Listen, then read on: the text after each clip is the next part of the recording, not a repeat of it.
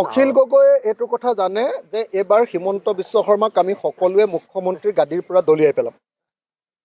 এইবাৰ আমি ৰাইজৰ দল, Congress, CPI, CPM, CPIML, AJP, APHLC গোটেইবিলাক পাৰ্টীয়ে লগ লাগি এইবাৰ হিমন্ত বিশ্ব শৰ্মাক ব্ৰহ্মপুত্ৰলৈ দলিয়াই পেলাম।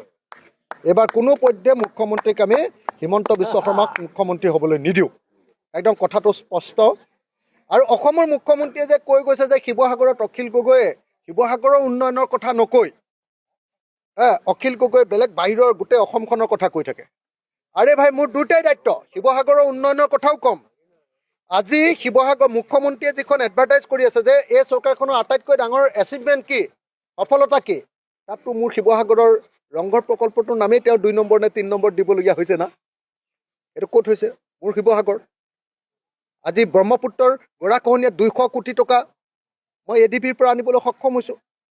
200 কোটি টকা ব্ৰহ্মপুত্ৰৰ বানপানী আৰু গৰাখহনীয়াৰ পৰা ৰক্ষা কৰিবৰ কাৰণে। গুৱাহাটী শিৱসাগৰ নগৰৰ পানী যোগান প্ৰকল্পটোৰ কাৰণে 35 কোটি টকা আনিবলৈ সক্ষম হৈছোঁ। ডিষ্ট্ৰিক্ট ষ্টেডিয়াম আনিবলৈ সক্ষম হৈছোঁ। এইবোৰ কোনে? এইটো মই নানি কোনে আনিছে?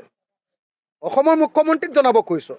চাৰ্কিট হাউচটো ভাগি গৈছিলে, মুখ্যমন্ত্ৰীৰ লগত লাগি লাগি লাগি লাগি চাৰ্কিট হাউচটো আনিছোঁ।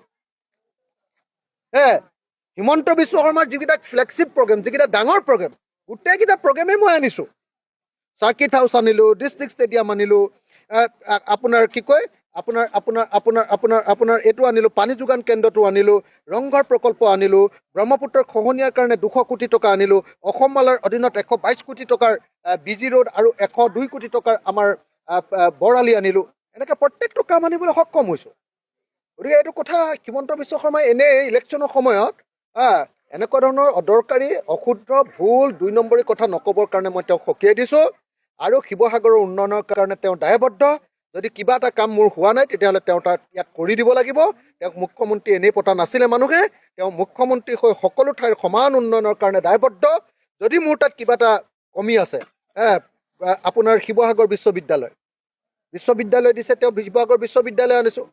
শিৱসাগৰ মেডিকেল কলেজ আনিছোঁ, খালি মোৰ সমষ্টিত নপৰি অকণমান ইফালে পৰিছে। কোনটো বস্তু অনা নাই? হিমন্ত বিশ্ব শৰ্মাই এনেকৈ ক'লে নহ'ব।